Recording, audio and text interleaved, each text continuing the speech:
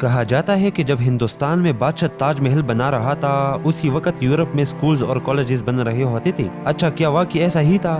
کیا آپ لوگوں نے اس دور حکومت یعنی مغل امپائر کے انتظامی، سماجی اور معاشی ڈھانچے کا مطالعہ کیا ہے؟ شاید آپ نے نہیں کیا ہوگا، شاید آپ کو معلوم بھی نہیں ہوگا، لیکن اس وقت کی دنیا کے ٹوٹل جی ڈی پی کی 25% کا ملک اکیلا ہندوستان ہی تھا، اور امریکہ اور یورپ جو آج کی سپر پاور بن رہے ہوتے ہیں، آج انتہائی کوششوں اور عالمی استحصال کے باوجود بھی تقریباً 24% سے آگے نہیں جا سکتے۔ یقین نہیں آ رہا نا تو چلو جا کے گوگل کر لو۔ اب آتے ہیں واپس تاج محل پر۔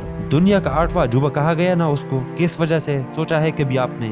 دنیا میں ہزاروں اور دیگر بڑے بڑے بلڈنگز موجود ہیں، یورپ اور امریکہ یہاں تک کہ دبئی ان بلڈنگ سے بھرا پڑا ہوا ہے، تو پھر دنیا کا تاریخی عمارت تاج محل ہی کیوں؟ تو دوستو وہ اس لیے کیونکہ ایک دریا کے کنارے دلدلی مٹی میں اس قدر عظیم الشان، خوبصورت اور دیر پا عمارت بغیر ٹیکنالوجی کے بنانا ناممکن تھا۔ یہ کارنامہ ہمارے انجینئرز، آرکیٹیکٹس اور کاریگروں کا تھا، جو کہ اس وقت اپنی عروج پر تھے۔ انڈیا بھرا پڑا تھا، اس وقت تعلیمی اداروں سے ہر فن کے ماہر کاریگر، استاد اور طالب علم یہاں موجود ہوتے تھے، بلکہ دور دور کے علاقوں کے لوگ یہاں سیکھنے آتے تھے۔ یہاں امیر ترین کاروباری لوگ رہتے تھے، بہترین عدلیہ کا نظام دیہاتوں تک پنچایت کی شکل میں موجود ہوتا تھا، بہترین ٹرانسپورٹ سسٹم ہوتا تھا، امن اور استحکام تھا، انتظامیہ مضبوط تھی، متوازن ٹیکسز تھے، عوام خوشحال تھی۔ بس فرق یہ تھا کہ ہم یورپ کی طرح ڈاکو نہیں تھے، ہم نے کسی خطے اور ملک پر حملہ نہیں کیا تھا، اور کہا جاتا ہے کہ ہمارے آباء و اجداد اور حاکم گوروں کی طرح عیار اور مکار نہیں تھے۔ یاد رکھیں کہ یورپ کی تمام ترقی ہندوستان کی لوٹی ہوئی دولت کی بدولت ہوئی ہے، ان کی چہروں کی لالیاں ہمارے خون کی سرخوں سے عبارت ہے۔